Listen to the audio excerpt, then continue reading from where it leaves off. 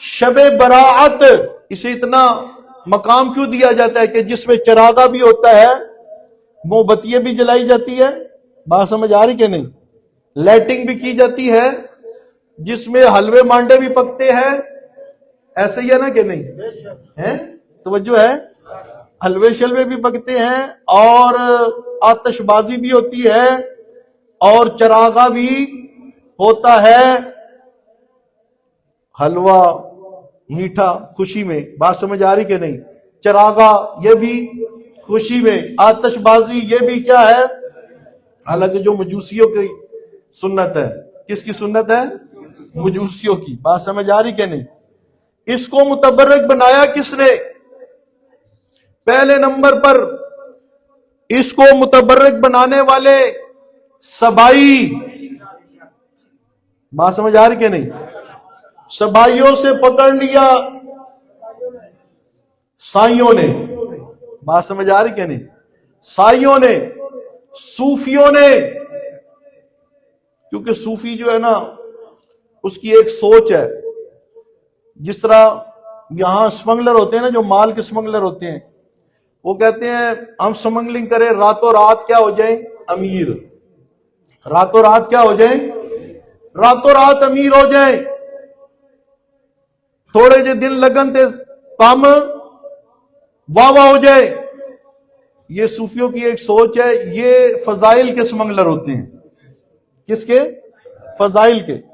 یہ کہتے ہیں کوئی ایک رات ہی ملے، ایک دن ہی ملے تو 100 سال 200 سال ہے، 300 سال کی ہم نیکیاں کیا کر لیں، اکٹھی کر لیں۔ پھر یہ دیکھتے نہیں کہ یہ روایت کیسی ہے، اس کی حقیقت کیا ہے، اس کے پیچھے کون ہے، بس جو بات ملی اس کو لے لیا۔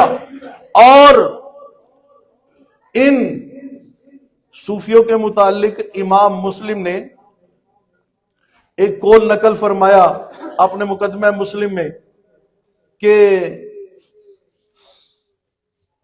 روایات کے حوالے سے جتنا جھوٹا ہم نے ان صوفیوں کو پایا کسی کو نہیں پایا، بات سمجھ آ رہی کہ نہیں؟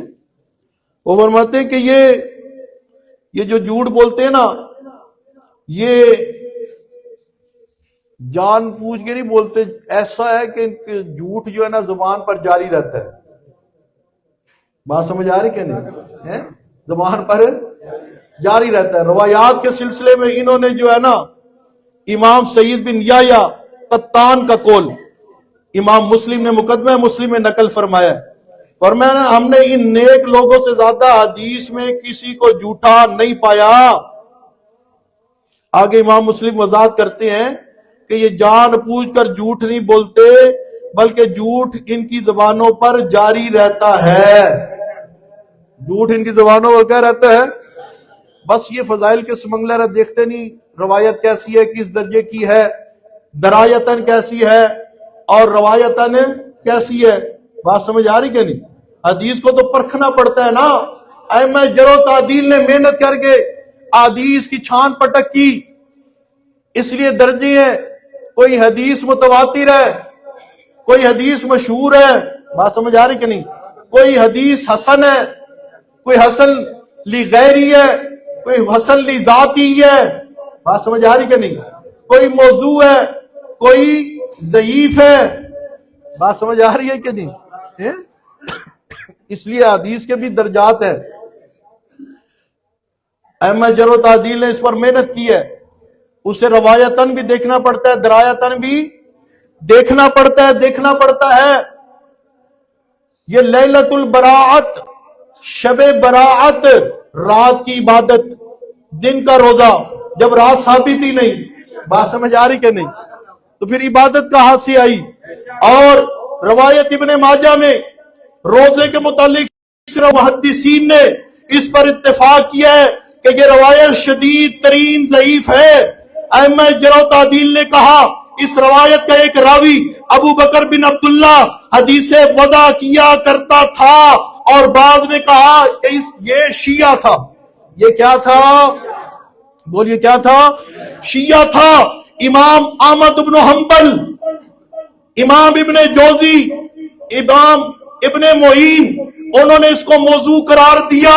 انہوں نے کہا یہ حدیث ہے ہی موضوع ہے جس کا راوی شیعہ ہو. بات سمجھ آ رہی کہ نہیں؟ اور سب کا اتفاق ہو کہ یہ جو ہے نا جی یہ ابو بکر بن عبداللہ حدیث وضع کیا کرتا تھا، یہ حدیث شدید ترین ضعیف ہے. اس پر پھر عمل ہو سکتا ہے؟ بولیے عمل ہو سکتا ہے؟ امام احمد بن حنبل، امام ابن جوزی اور ابن معین نے اس کو موضوع قرار دیا. اور پھر توجہ کیجئے گا ذرا، فلا تلتفتوا الیہ، اس لیے یہ فیصلہ سنایا امام قرطبی نے کہ ان کی طرف دیکھنے کی بھی اجازت نہیں. پتہ چلا نہ اس رات کوئی مخصوص عبادت ہے نہ دن کا کوئی. بات سمجھ آ رہی کہ نہیں؟ کوئی روزہ نہیں. یہ رات سبائیوں کے ہاں متبرک ہے، اس لیے وہ وہاں جا کے عریضے ڈالتے ہیں اور وہ تمنائیں کرتے ہیں. قرآن و حدیث کے اندر اس کا کوئی ثبوت موجود نہیں ہے.